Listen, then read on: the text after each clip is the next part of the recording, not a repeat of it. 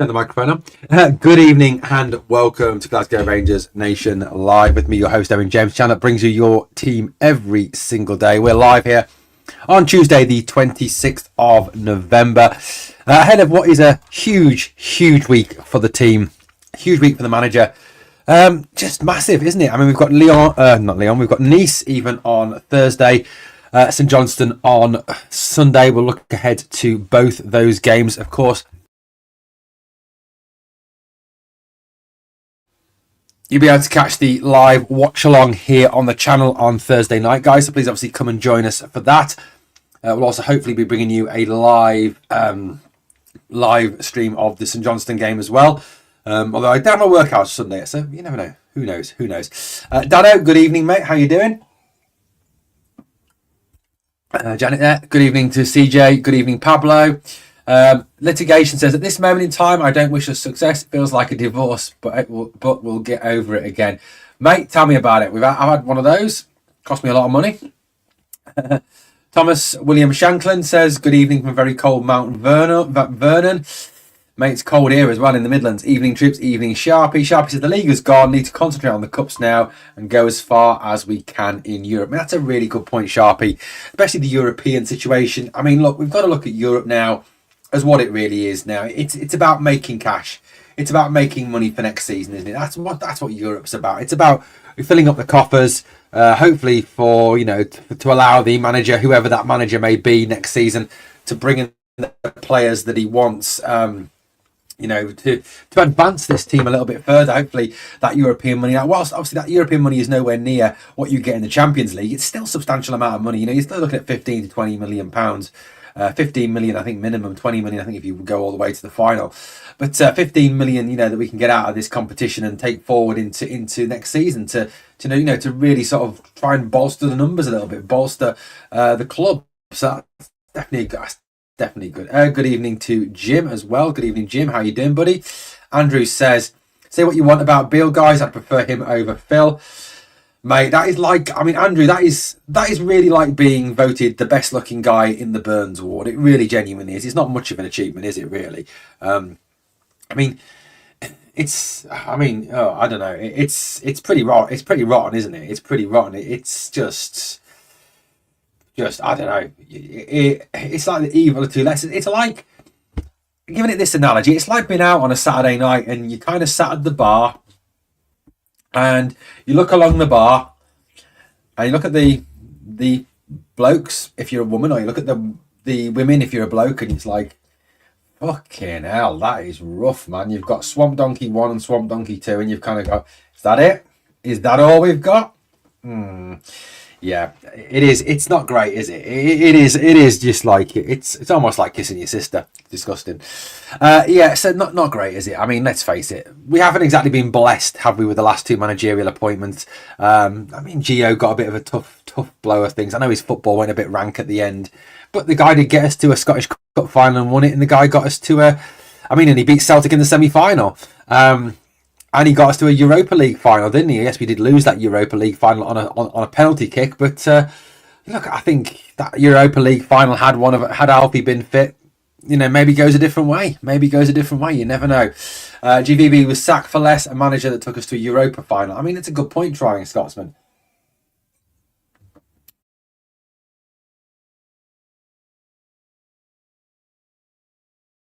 Up in terms of a comparison between Gio. I mean, Gio's doing a good job, isn't he, at Besiktas at the moment? I mean, that's pretty decent, what he's doing over there. But, you look at Gio's, what was Gio's, let's have a look. What was Gio's win percentage? Let's have a quick find of that. Career statistics, managerial statistics. So at Rangers, Gio's win percentage was 61.76%. Let's make a note of that, 61.76%.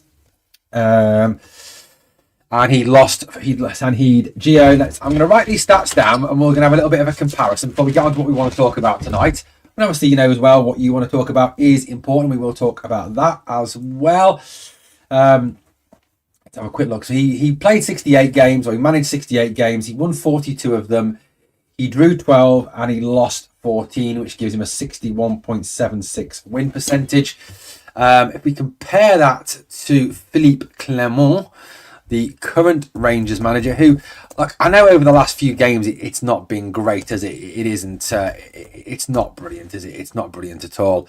Let's see where we can find this information out, as my phone keeps going off with work reminders. Clement, let's find Clement's statistics, shall we? Let's have a little look at these. Clement's statistics in comparison at Rangers. So at this moment in time, Clement has managed 60 games, so less than Gio. He has won 40 of them. He's drawn 9 and he's lost 11 with a 66.67% win rate. So there's still, it's no direct comparison yet. When we get to 68 games, we'll still get a direct comparison there. So Clement at 66%, Gio at 61%. Gio had lost 14 in 68. Clement has lost 11 in 60. I mean, I think there's a fairly good chance that those 8 games, that once we get through those next 8 games, that 11 will climb to somewhere close to 14 defeats. I think that's pretty close. Beale, no chance. I'd rather have GVB back. Should have never sacked him. I mean, we'll talk about that in a minute. Good evening, Owen and all the Bears. Good evening to Alex. How you doing, buddy? GVB was great in Europe. Did he get more points than Clement? He was very good in Europe. I mean, very, very good. Clement is unwilling to change things, and it will cost him his job. I think that's a very good point, JM. I think you're right with that. I think at the end of the day, that is the biggest thing for me that's going to cost Philippe Clement his job, is his inability to change, his inability to be flexible, his inability to see what I think the vast majority of people see in this team, that certain players continue to struggle, yet certain players continue to get picked, that he will stubbornly go back to the same formation, the same players, and he won't change.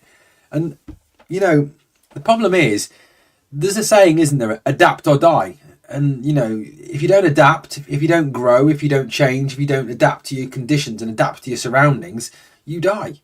And the problem I think Clement has got is he has really, failed on a galactic scale to adapt to, adapt to the Scottish League. I mean, if you look at Clement in isolation in Europe, you'd probably say, actually, he's probably not that bad a manager, because his record in Europe is probably not that bad at all. He's probably got quite a decent record in Europe. But that's because I think of a couple of things. One being obviously that teams in Europe are more willing to attack us. Teams in Europe are more willing to, play a game against us. And his tactics are more suited to European football, what tactics he has. Whereas in Scotland, when you come up against low blocks, against hammer throwers, against people that are just intent on kicking the crap out of you for 90 minutes and spoiling the game as much as possible, it doesn't work, does it? The tactics doesn't work, and you've got to have an adaptability there. And the problem is for me that he doesn't have that adaptability. He doesn't have that ability to change, and it is. And I agree with what JM says. It's going to cost him his job at the end of the day. It really, genuinely is going to cost him his job for definite. I believe that to be true. Andrew said would have Gio back too. Oh, in evening, how can Patrick Stewart not start straight away, even if he's been out of work since the summer? James, that's a good question. I don't know why he doesn't start to December the 16th. Well, you know my conspiracy theory on it. I've got that conspiracy theory, guys. My conspiracy theory that Stewart stays out of the firing line for now. He comes in on the 16th after we get scalped by Celtic on the 15th in the cup final, and his first job is that he sacks Philippe Clement. That's my conspiracy theory, which I think is Roswell-esque, is Rendlesham Forest-esque, is Shag Harbour-esque, is Wright Patterson-esque, he's up there with all the top alien conspiracies, I think, But I don't know. I don't honestly know why he doesn't start December the 16th. Maybe there's some agreement he signed with Manchester United upon resigning from Manchester United. Maybe he has got plans with his family. I don't know. I'm just guessing on these ones. Sharpie says, heard rumours that Beckham is interested in investing in Rangers, but it's probably bollocks. Beckham, I doubt, would invest in Rangers because he's kind of got no... He's got no history there, has he? He's not, he's not an ex-Rangers player. He's not a Rangers fan, as far as I'm aware. Beckham is very much tied up in the whole Inter Miami thing. He's very much into that. forgive the pun. Obviously, Inter Miami have got the World Club Championship coming up. I think his focus is there and there alone. Flying Scotsman, I fear that you will be correct on that. I fear that both Dessers and Tav will start against Nice, mate, if I'm being wholly honest with you. Yeah, absolutely. Agree with you on that one, Alex. You are spot on. Too many flash in the pan mercenaries, sadly, but only a few who get it.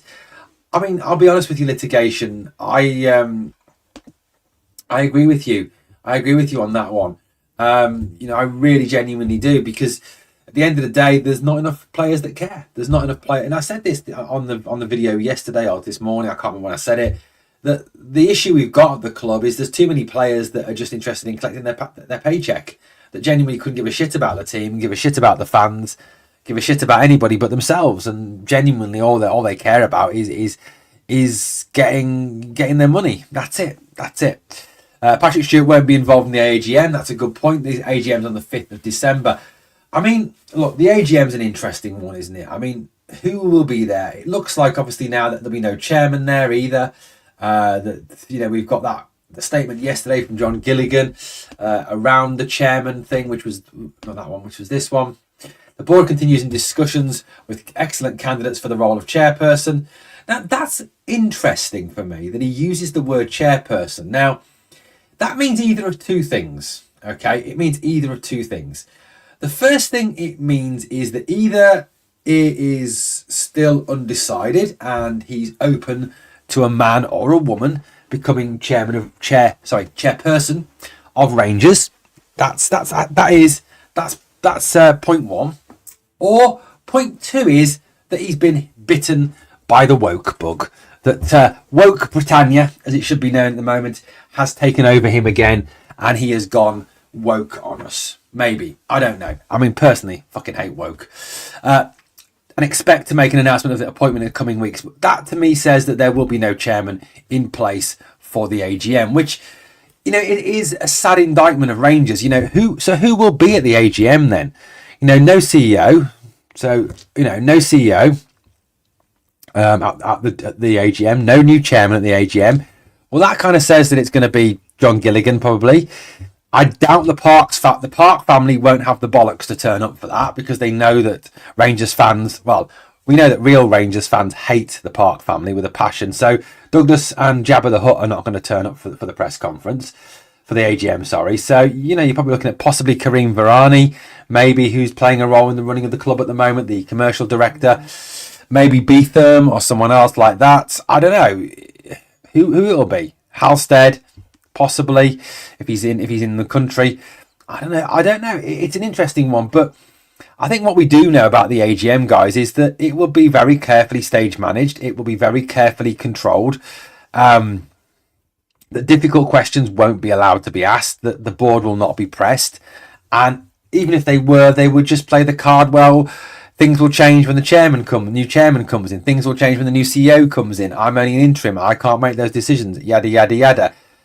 I do feel that at the moment the AGM will be a bit of a damp squib.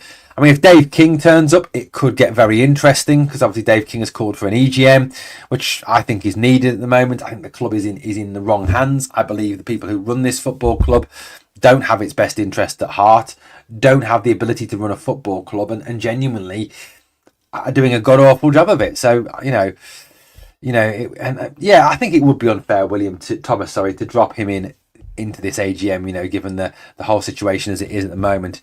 Tonic says, our senior players under GVB and Beale were a disgrace. They only turned up and they could be bothered most of the Europa League. Having said that, GVB's playing style in SPL was chronic and he had to go. True. I mean, I think that's always the thing we kind of forget. And I think with the benefit of history, you do kind of rewrite things. When times are bad, you look back on the ex, don't you? And you think, oh, she was nice, or he was better than what I've got now, and it's not fair, and it's all awful, and it's terrible, and it was so much better. And then, if you sit back in the cold light of day and you look back on it, she was a bitch, or he was a bastard.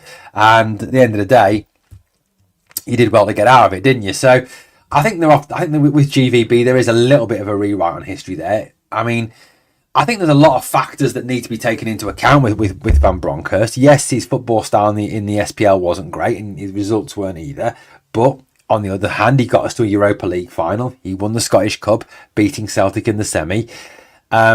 He wasn't really given the players that he wanted. That Dave Voss's assistants already said that he felt that, that they were let down by the board, they were let down by the chairman, and they weren't backed fully. There was talk about bringing in loan players like Somerville, Matson,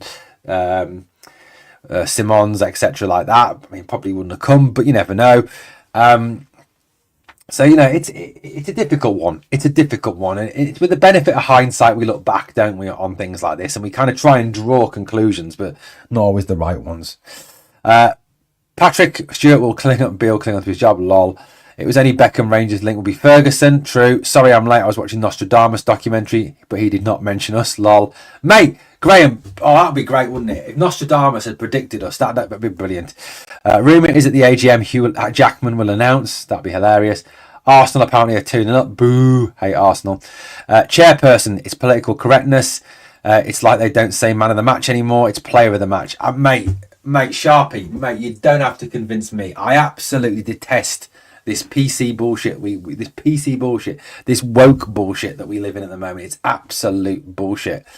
Hope Mr. King will attend. Thomas says both parks are going to attend. Well, mate, if both parks are going, I hope they get it from both barrels from the fans, and I hope the fans tell the parks exactly what they think of them. That they are little more than a cancer destroying our club. Even though in the league's our bread and butter, I agree with you, Alan. The league is our bread and butter, and we've always said here on the channel, mate, that we should be looking to compete domestically, that it's all about winning titles. It's all about winning Scottish Cups. It's about winning doubles, trebles. It's about winning things in Scotland that matter. Anything in Europe is just a bonus, at this stage especially. Anything in Europe is a bonus. Yes, I agree. And what's going to hurt Alan, and hurt massively by the end of this season, is that they're going to be ahead of us. They're going to be ahead of us in titles won. They're going to be ahead of us in trophies won.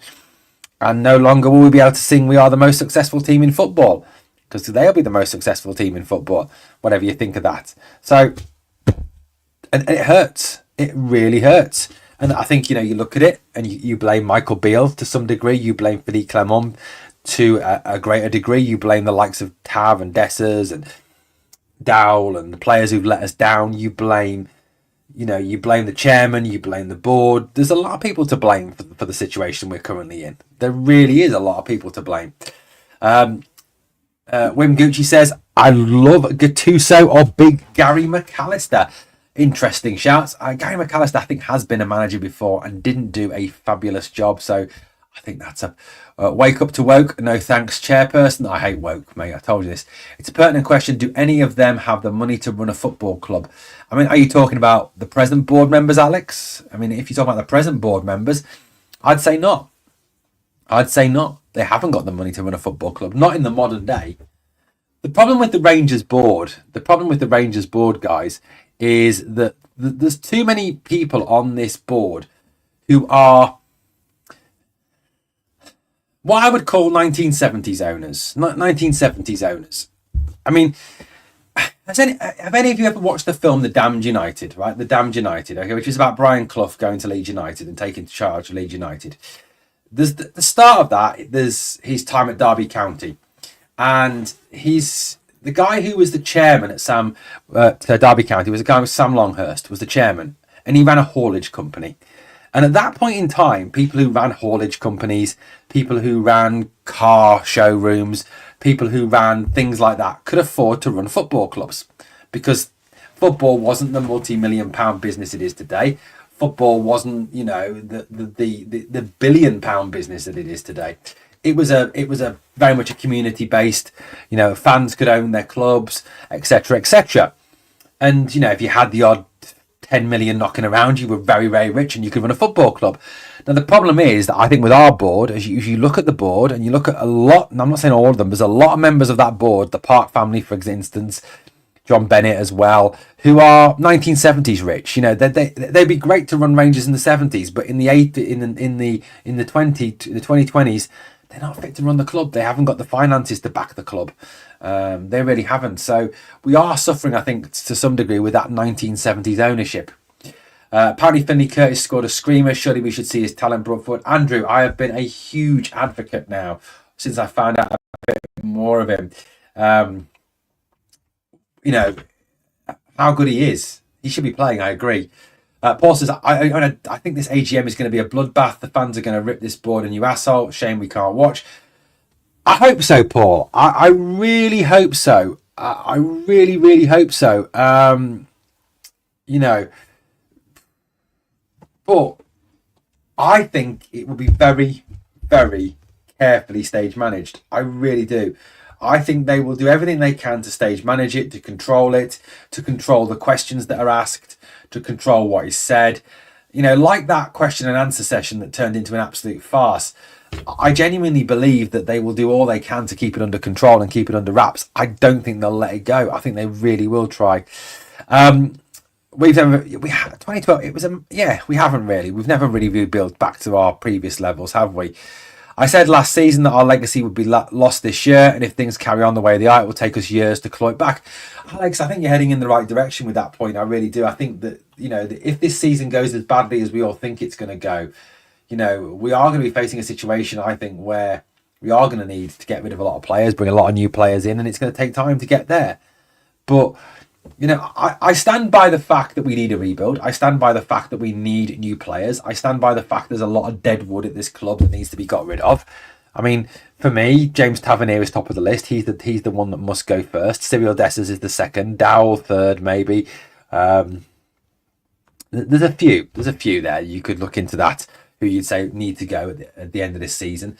But in terms of, you know, moving forward, we do need a big rebuild. But Philippe Clement's not the man to lead that rebuild. And why is Philippe Clement not the man to lead that rebuild? Well, because he's not a good football coach. And, you know, I think what people losing sight of at the moment is that the new football clubs, that modern football clubs, don't run along the lines of old football clubs, you know, where the manager would sign his players, the manager would bring in his players, and, you know, when that manager went, the new manager would want to bring in his players.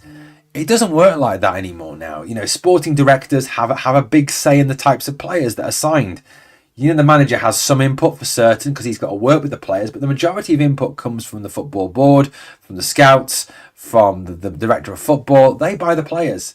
You know, we're all kind of in Britain going across to a European model now, where the sporting director, the director of football, they buy the players, and the manager is not a manager anymore. He's the head coach, and he coaches the team. Now, Clement is not a great head coach. He's not a very good coach. He really genuinely isn't. You know, and what do I base that on? I base that on a year's worth of Clement. You look at Clement, you look at the year under Clement, and there's been no progress.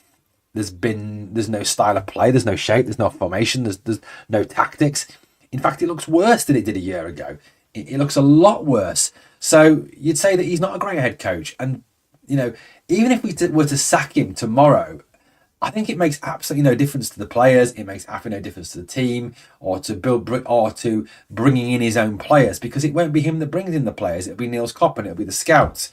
It will be, you know, the CEO. That's who will make the decisions on the players at the end of the day, not the manager. That's not how it works anymore. Evening, Joe. How you doing, buddy? Good to have you. I agree with this point. Breaks my heart seeing Celtic in the Champions League. I fear for young boys, Celtic will hump them. Mate, that's a double-ended joke. Sheep getting beat, says Janet. Evening, Janet. How you doing? Good to have you here. What else have we got? Trying Scotsman likes the film The Damned United. Trying Scotsman says Dirty Leeds. Yeah, Dirty Leeds United. We need to use Arteta's link with Rangers. I'm sure we could get some of his fringe players on loan in January. That's a good shout, mate. Good shout. Can we have a manager who deals with the Scottish game, and an assistant manager who takes charge for the European games to work together? That's a good shout, James. That's a possibility. I suppose the only thing is that if you bring in someone like Derek McInnes, or you bring in, I don't know, Kevin Muscat, they're going to want to bring in their own people, aren't they? They're not going to want someone imposed on them. Halstead worth billions. He's on the board. That who King wants as chairman. He's one of the investors. Bobby, that would be a good shout if the guy's prepared to invest money in the team. No, he made it to a European final and won the league. We should have kicked on under Gio, but like Gerrard, he was sold a dream. Yeah, and we didn't obviously build on that. You know, as Gerrard said at the time, we need to, you know, to fix the roof while the sun shines, and we didn't. We never did we? We never fixed the roof while the sun shined. UEFA and TV have ruined the game financially and continue to do so. It's coming to the point where we need to have a Middle East type ownership, or like Septic, a billionaire owner. Bigger problem might be good players not wanting to be at Ibrox after this season, the way that Clement manages the squad. I mean, that's a good shout as well. You can't deny, can you, that there's got to be an element of that, people not wanting to come because of Clement. Owen, we keep Hadji, Danilo, Connor, Raskin, Hamza, Cortez, Leon, Sterling and Butland. The rest can fuck off. That's a scything change. That's a scything change. If a boss is going, I am the boss. I can beat Septic. That's got to be the thing. Funny, Graham. Funny. Don't know if McInnes would even take the job. I mean, that's a good shout, Joe. I don't know if he would take the job either. I mean, it depends where he's at with that, where he thinks he's ready, what the situation is. Now, Kevin Muscat has spoken to the media today, as regards, the whole situation of him taking, his focus right now where he's at. He said today that, that he's very much focused on Shanghai Port, which is his team in China, and the Asian Champions League campaign, which comes next season. That's where his focus is. He isn't focused on moving. He isn't focused on leaving. He isn't focused on going anywhere at this point in time. That he's very much focused on staying in China, which obviously, for those people who've said, that if Clement is sacked, then surely to goodness, someone like Kevin Muscat is the sort of manager we should be going for. He said to the media, he says there is still 4 matches left in this phase of the AFC Champions League this season. We hope the team can deliver consistent performances starting with tomorrow's match. Ulsan HD shares many similarities with this season. Both teams have won their domestic top-tier league titles and they're about to play in their cup final as well. However, neither team has achieved regular Champions League football. It does to me feel like he's very much making the noises that he is more focused on the China job, and he isn't really looking to move on at this stage of time. He's quite happy remaining where he is, which obviously, is another manager kind of saying, no, I'm not interested. No, I don't want to come. And you've got to kind of wonder, is that because, of the situation at Rangers, the financial situation at Rangers, or is that because of, the managers having bigger ambitions, to go to England maybe, or to one of the European clubs, or is it that he feels he can't do it at that level? I don't know where we are with that one. So it's a difficult one, isn't it? It's a very difficult one. Arlen says, our lack of investment since we did 55 is what set us back. It's because, like Stephen Gerrard said, you fix the roof while the sun shines. Well, we never fixed the roof while the sun shined. I think part of it was also him refusing to allow certain players to be sold, which was a little bit short-sighted. But overall, you've got to blame Douglas Park and Stuart Robertson for not investing fully in this team, not taking this team forward. I think that's a massive point. There's some interesting comments around Graham Potter today. Now, I mean, look, I'll be absolutely honest with you. I think there's absolutely zero chance Graham Potter would become the next Rangers manager. I think for 2 reasons. One, because he wants to go back into England. He wants to go back into the EPL. He's got something to prove. He wants an EPL job, but he wants the right EPL job. And I think, there's talk down here. I mean, I live in the Midlands and I live 14 miles from the city of Leicester. And, a lot of the stories in the Leicester media are about how Graham Potter is the favourite for the Leicester City job. Well, I'll tell you this, Graham Potter's not interested in the Leicester City job. He sees it as been a bit of a poison chalice, not a job that he wants, not a job that he would want to take. Everton as well. Again, he sees Everton as a poison. He doesn't want the Everton job. Again, because there's a lot of uncertainty, financial uncertainty. There's a lot of financial worries about the Everton job. There's a lot of stuff going on in the background of that club. So I think that kind of rules him a little bit out of Rangers as well, because if one of the reasons he's turning down these jobs is because of the unsettlement in the background, what's going on, the prospects for the team, then maybe he looks at Rangers and goes, well, look, you're 17 million in debt. You've lost 7 million last year. You're not qualifying consistently for the Champions League. You're struggling this season. Your squad's not great. There's no money to spend. Why would I want to come when I can get an EPL job? I mean, that could be what he's saying. Now, Paul Robinson, who is the former Leeds United goalkeeper and England goalkeeper, he said that he feels that, that Graham Potter would make a great manager for Rangers, and that he's heard that Graham Potter is interested in the Rangers job because of the fact that he could get him regular Champions League football.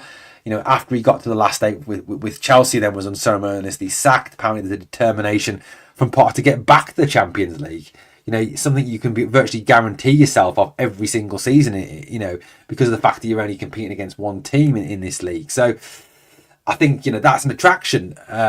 Potter is a good coach. He's a really good coach. If you look at how Potter's come up, you look at Graham Potter's past career and how he's developed that career.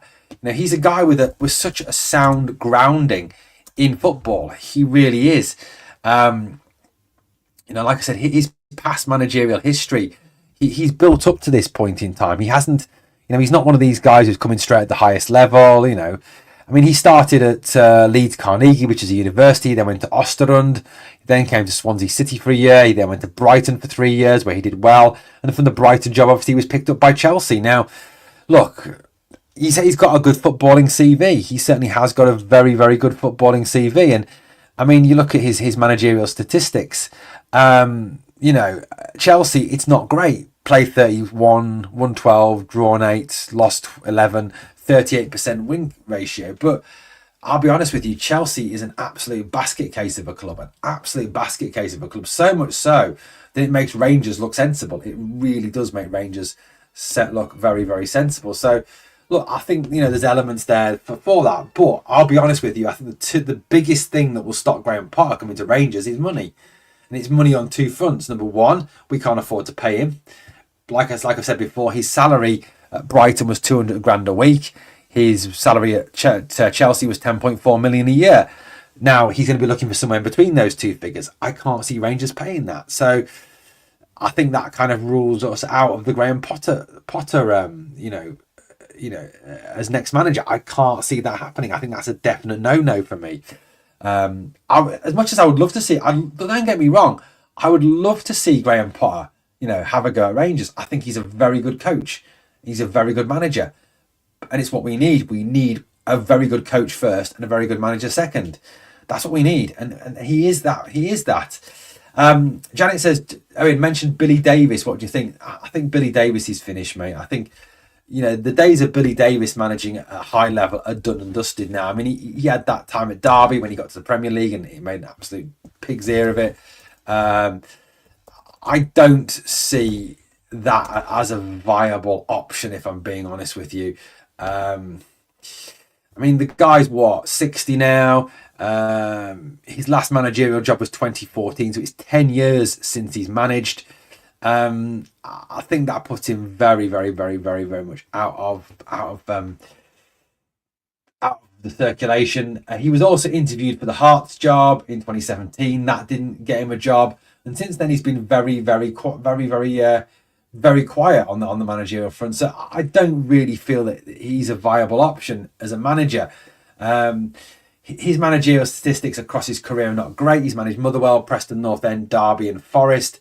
Obviously the high point was Derby at 44.9%, Preston at 44.6%, Motherwell was 33.3%, Forest was 42.1% first time round, 42.4% second time round. He's not a top manager, he's not a top coach. I don't think he's a name. And I think even our board will be aware that someone like Billy Davis would not be a great appointment for the club. And I can't see the fans going with it, at all. May says we should have invested after 55. We could have been the dominant team for a number of years. I agree, and that's why Gerrard said what he did. It's like the manager's job at the club where he's becoming a poison pill now. It's just like it was Hart years ago. True. Klopp is average. He's not. We are the people. He is the head of global football for Red Bull now. So he oversees football at Red Bull Salzburg, Red Bull Leipzig, at New York Red Bull, and all the clubs that Red Bull have got an ownership in. He oversees the football at all those levels, and he's on an absolutely astronomical salary. So he's not actually out of work. Gareth Southgate, no thank you, not of my dead body. What else have we got here? Klopp works for Red Bull, that's right. I'd rather have Joe Potter, good shout. Too many snobs who follow Rangers. They want a box office manager like Graham Potter. No sexy for enough for us. Bring the girls up front. Cool, just throwing it out there. That's fine, mate. No worries. I like the ideas. Hibbs are one up apparently. He beat Advocat at Ibrox with Motherwell. Motherwell, fair enough. Fair enough, mate. But I don't think he is the man for the job at all. Problem is, no one wants the job. I mean, I don't think we can say that no one wants the job, because at the moment there is no job. Because at the moment, Philippe Clement is Rangers manager. So, situation is that, no manager is going to come out and say, I want the Rangers manager's job, because there's a manager in that post. We're not Michael Beale. Michael Beale turns up at Ibrox. Turns up at Ibrox whilst Gio's still the manager, and, pretty much undermines Gio. Gio is then sacked and Michael Beale takes over. I mean, it's a pretty shocking state of affairs. And I think going forward, we can't do that again. And most managers now have got the professionalism to sit there when they're quizzed about jobs and whatever, just talk about the club in favourable terms, because that's what managers do, but not actually say, I want the job. Because if Graham Potter was to come out tomorrow, or Kevin Muscat was to come out tomorrow, or whoever was to come out tomorrow and say, I want the Rangers job, that's my job, that's the job I want next, then that undermines Clement even more. It kind of then gets people saying, or have Rangers board been talking to them? Is there something they know that we don't know? It creates more uncertainty in the team. You just don't do it. You don't do it. It's just not the thing to be done, I don't believe. I'd risk Muscat on McInnes. Good shouts. Muscat goes into untapped markets and he's good at progressing the players. Yeah, I mean, that's one of the things you've got to look at. Is Kevin Muscat as a manager is someone who could do what Ange Postecoglou did for Celtic. Not that I'm saying we copy them, but, could go into the Chinese market, the Japanese market, the Australian market, and find good players for relatively cheap money, which at the moment it would be a godsend for Rangers. It really would. I would have Davis as coaching the young lads. That's a decent shout. I was the chef at Coventry when Clement was at Highfield Road. Was a good defender. Fair enough. Dado, you have my utmost sympathy having to work for Coventry City. That's a team I absolutely despise. What club's Gattuso at nowadays? I think it's time for tough love at Rangers. Stuart, I think he got sacked by Marseille. That was his last job. He was sacked by Marseille. I'm sure that was his last job. Let's have a look. Gennaro Gattuso. So Gennaro Gattuso. Let's have this. Have a look. Managerial career. Pisa, Milan's youth, Napoli, Fiorentina, Valencia, Marseille. Hajduk. I think he's at the Split. He is, yeah. He is currently the manager at Hajduk Split in Croatia, where he has played 20 games, won 11, drawn 7, lost 2, scored 32 goals, conceded 11, plus 21, has a 55% win rate. So that's where he is at the moment. That is where he is at the moment. We need someone who's willing to give the youth a chance. We can save ourselves a fortune. Mate, Alan, that's a great shout. If you're going to get the trading model truly going and you're really going to make some money out of this trading model, then bringing through young players is a great way to do it. And as I've said on a number of occasions, I don't think we lose anything by putting the youngsters in, because I think they'll fight and battle more. I think he's too old now, mate, for that one. What's the point in getting rid of Clement before the summer? Give him the window with full backing of the boardroom. Season's over already. Muscat is copying Celtic, but with versions. Odd one ball. What's the point in getting rid of Clement before the summer? Because he's a really bad football coach. Because he's a really bad manager. Because his teams play turgid, boring football. Because if we continue with Clement as manager, we will probably miss out on the Champions League qualifier route. We'll probably maybe even miss out on the Europa League. So we've got to get rid of him, odd one ball, because if we don't, you're stuck with a situation where you're going to have a manager that's pretty much going to be dead man walking through to the end of the season. As most people know, he's probably going to get the bullet in the summer. Players will stop trying. Players down tools even more. Then you've got a situation where we miss out on Europe. We miss out on money that we badly need for this club. And he's not a good manager. Look, I wouldn't fully... Look, if he's here in January, I would not fully back him in the window because his judgment is poor. Besides, it's not him that signs the players. It's Coppen. It's the football board.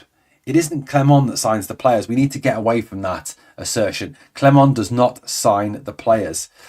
I'm calling out Alex Neil. Decent shout. Top clubs sack their managers until they get the right one. Clement's took us backwards. Ali, that's a great shout. Muscat is the Wish version of Big Ange. I must admit, I've never seen that film. St Johnstone have scored more goals. They have scored more goals than us. Trying Scotsman's just seen Jose Mourinho in as the govern. I'll give him a ring tomorrow. I'm at work tomorrow. I'll give him a ring store to store and we'll see what's happening. See what's happening. Aye, but he'd tear the lads a new one, Owen, maybe flying boots, true. Stephen Davis, I think that's been and gone. The special one was in Asda, absolutely. Still have a feeling we could win both cups. Moyes, that's a good shout. That's a good shout. I didn't actually listen to what Barron said. I've been at work all day, DL2. So I've been at work since 7 a.m. this morning. So I haven't actually seen anything of those comments, mate. So no. Tell you what comments I have seen. Some interesting. This is a great shout. I'll get to this one, James. I'll get to this one in a minute. I'll tell you what comment I have seen today. Really interesting comment. Robin Proper was interviewed, okay? Robin Proper was discussing the Scottish League. And he says, there's a real lack of patience in Scottish football and a real prevalence of long balls. Well, I'll tell you something, mate. I'll tell you something. If that's how you feel, Mr. Proper, fuck off. Get out of our league. If you genuinely don't like Scottish football, if you genuinely don't like being here, well, there's the door. Don't let it hit you on the way out, because I'll tell you this, mate, you're not a good footballer. You're not a good player. You're a bomb scare. You're an absolute bomb scare of a footballer.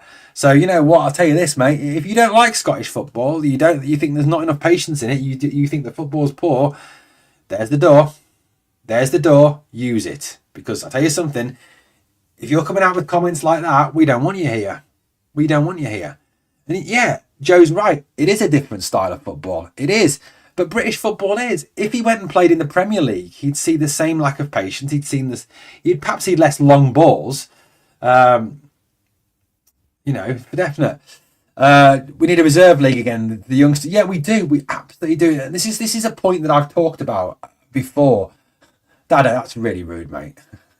Barron said we're all on the same page. Yeah, I don't think so.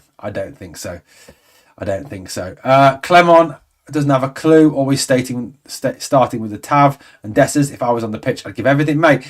If I found you, I can get 11 fans out the stand who would give more than this team. I definitely think infighting infighting is brilliant. Odd one, but everyone is entitled to their own opinion. If it's just because it's different to yours doesn't mean it's infighting. It's just people airing their opinions. And on the whole, odd one, but the vast majority of Rangers fans want this manager gone sooner rather than later. John says the youngsters are playing well and should get blooded into the first team gradually. If we play them, it's better and they know the other players around them. I agree. 100%. Door would be one. Yeah, absolutely. I agree on that one. Tim alert. Where's the Tim, mate? Where's the Tim? I must have missed the Tim. Must have missed him.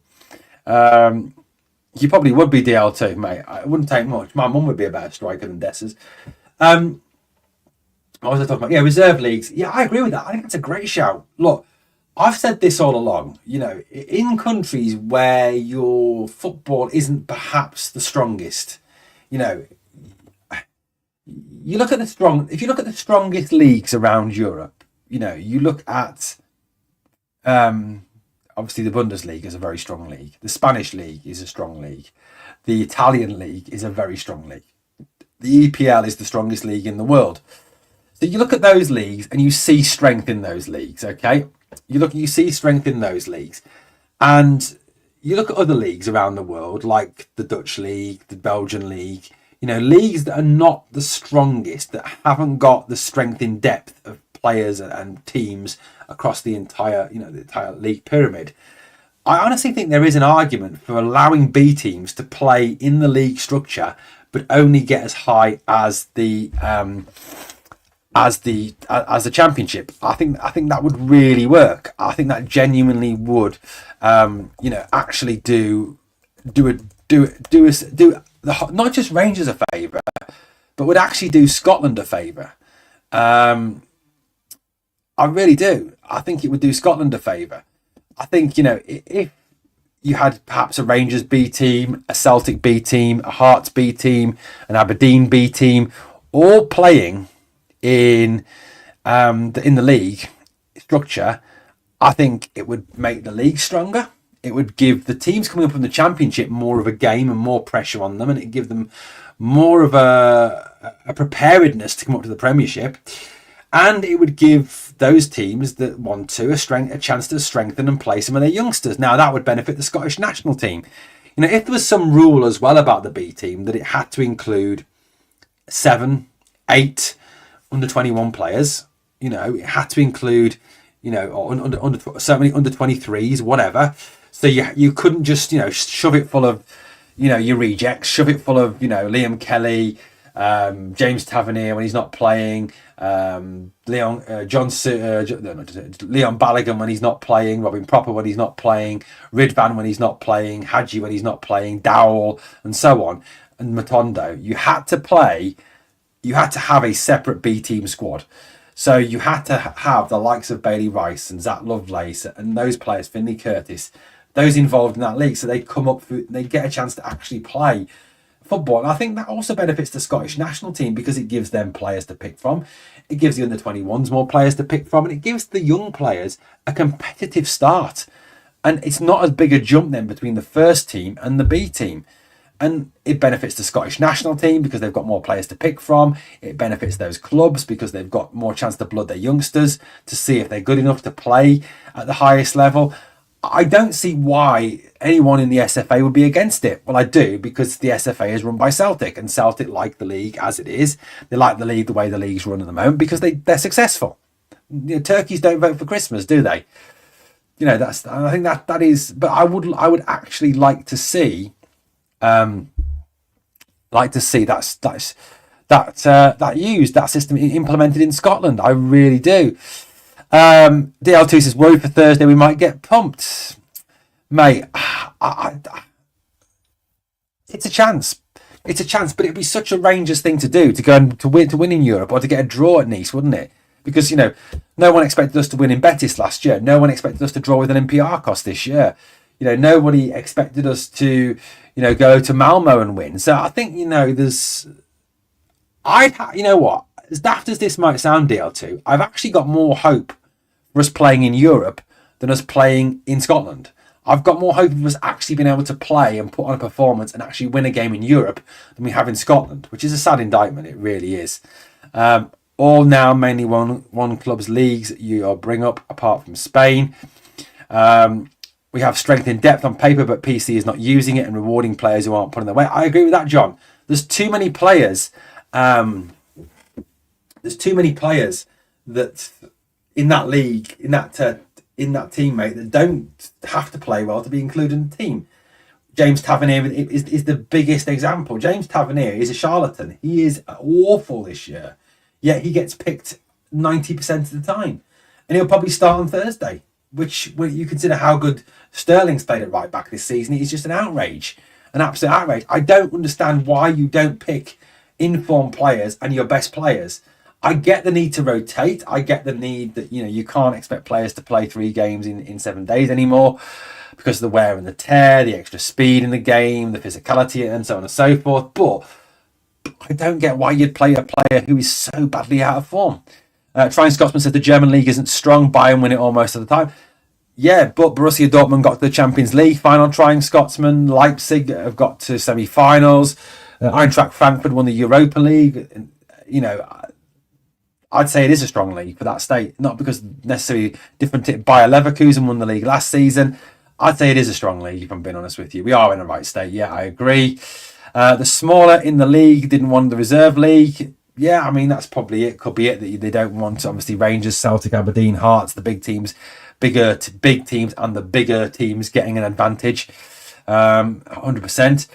The real problem is Neil Doncaster, the English cricketer who used to run a county cricket club, now runs Scottish football. Look at the state of Hampden. Look, mate, I agree with that. English cricket is a disaster. It's really badly run. Really badly run. Until Celtic call for it, it won't happen. Simply, they are the biggest club and they're bringing the most money. They are now in charge, like it or lump it. I don't think it's even got anything to do with that odd one, but I think it's the fact that they run the SFA. They've got too much power in the SFA. I don't know why I'm quietly confident about Thursday. Start Danilo up front and Bayrami at 10 will probably win. Wooly, we can't play Danilo on Thursday. He is not in the Europa League squad. Neither is Hadji. So that's not going to happen at all. Look at the treatment of Hadji and Sterling. Yeah, I agree. Absolutely. I hate how we've treated Hadji. I agree with that point 100%. Win the Europa League. Yeah, possibly. Get McLeish back in 2 leagues, 4 cups. Need the hairdryer treatment to our like the dressing room. Woeful just now. I agree with that point as well. I think, personally speaking, I mean, looking ahead to Thursday night, as I've said, I genuinely believe that this team have got more chance of doing something in Europe than they have of doing it in domestically, because of two reasons. One, I think Clement's style, in inverted commas, which he really hasn't got, is perhaps a little bit more suited and can hide a little bit more in Europe. I also believe that the thing that Rangers really struggle against, for me, is they struggle against the low block. They struggle against that low block. Now, in Europe, they don't have to face that low block. They just don't have to face that low block. So that's something we don't have to get past, and it's one of the things we do really struggle to get past in this league. So I do understand, that's why I think that in Europe we do better than we do in Scotland. We missed a trick not giving Hadji's number 10 to sell shirts in Romania. That's a good shout, mate. Septic have been running the SFA since 2012. Correct, Alex. Tavernier is towing the migrants when he runs. Funny. Can someone please explain why Danilo isn't in the EL squad? Because he was injured when the squad was announced. Need Alex Ray to spit the chewing gum out and start getting angry. Good shout. Clement's styles works in Europe but not in Scotland. I agree with that 100%. His slow, boring football works in Europe. It doesn't work in Scotland. I agree on that one 100%. Look, if I was picking the team for Thursday night, I would go like this. Because it's the back four for me, and I'll explain my team in a minute. Sterling, Suter, Balogun, Ridvan. Two in front of the back four, because we are going to play 4-2-3-1. As much as I would prefer to play 4-3-3 or 4-4-2, we are going to play 4-2-3-1 because that's his formation. Raskin and Bowen in front of the back four because we need to be defensively solid away in Nice. Cheney wide right, Hefte wide left. Bayrami as the 10, Lovelace up the top. Now, for me, just gives us a little bit more pace, a little bit more power, a little bit more creativity in the forward areas. Now, for me, the defence is solid enough because there's no James Tavernier to let them in down the left-hand side, the right-hand side of our defence. If Tav plays on Thursday, they will attack our right side all day, all night, and rip us a new one. And Cheney will then be nowhere near as effective for two reasons. One, because he'll have to slow down for Tav's slow arse to catch him to overlap, because everyone knows it's Tav's ball.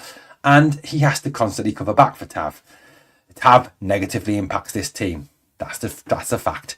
Hefte's got pace. Lovelace has got pace. Sterling's got pace. You've got more pace in that team. And one of the things you'll need in Europe on Thursday night is the ability to counter-attack quickly against Nice, who will come on to us. And playing the likes of Ridvan, Sterling, Cheney, Hefte, Lovelace gives us pace. Dessers has got no pace. Dessers has got about as much pace as a car horse with three legs. I mean, genuinely is exceptionally poor on that aspect. I think we got a good shout Thursday, says Alan. We need to see something. We do. We desperately need pace in the attack. Matondo isn't the complete winger, but he has lightning pace. Yeah. Would prefer Tav to play Europa games than league games. Best scenario, neither. David Guthrie, I hope he plays neither game, to be honest with you. I really do hope he plays neither game because the guy's a joke. Owen, you always pick a decent team, but we know Clement wouldn't have picked that. Yeah. Mate, let me be the manager. Let me be the manager for Thursday night.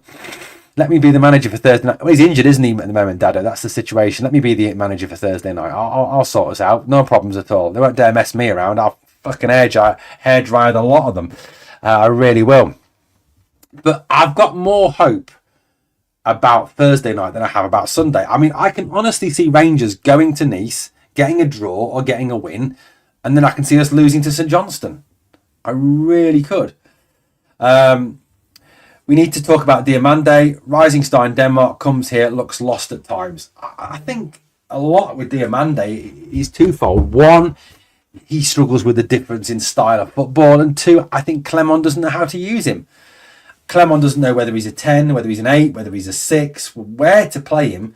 And the fact he's constantly moving him around, constantly playing him in different positions, so he can't really get into a set rhythm, I think is affecting him very badly.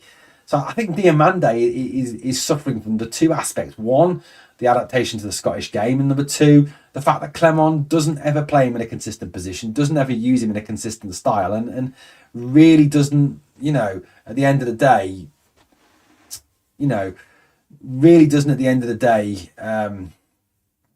ever kind of give him a chance to sell. Honestly. Alex Wallace, is there not still 4 games to go? Surely the medics must have known he'd be back for the first half of the group stage. Good shout. I'll vote for you. Thank you, mate. I bought new boots. Can I get a game? Robert, bring your boots. Bring your boots. Tav is slower than the week in Barlinnie. That's a good shout, Maze. Barlinnie been a rough jail, isn't it? It's a very, very rough jail. But like I said, I've got more hope for us on Thursday than I have on Sunday. I mean, I honestly do have more hope for us on Thursday than Sunday.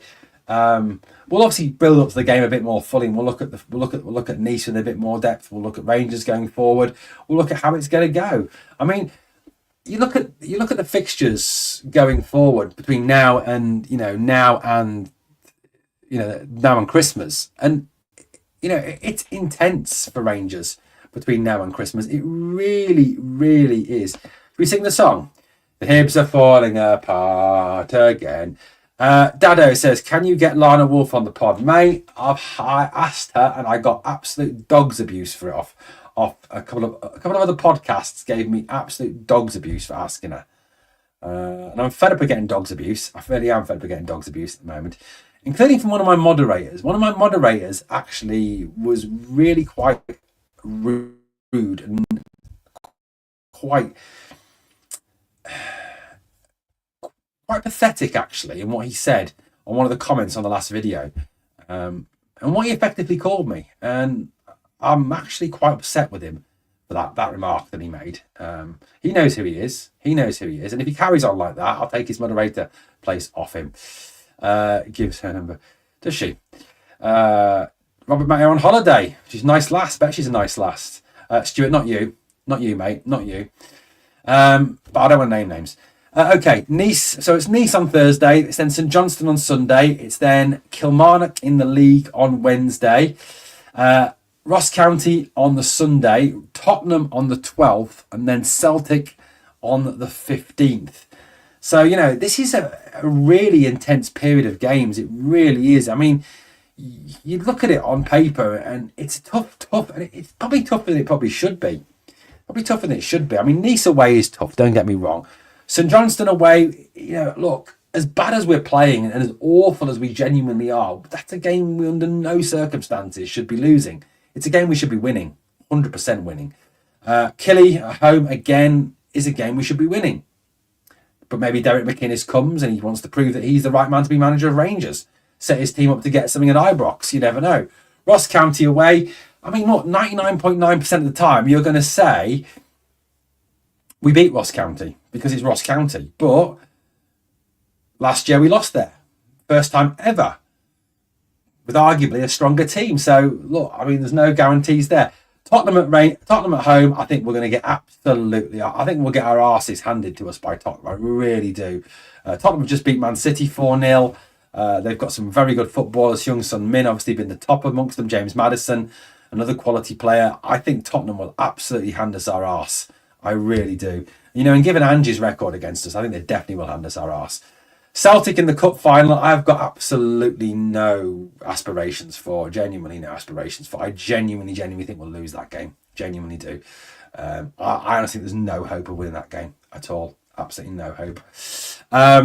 We should be winning all those games apart from Spurs, where a point would be a good result. Well, yeah, I agree. We should be, but we won't. I agree we should be, but we won't. Okay, that's just a fact, isn't it? That's just a fact. It really, really is.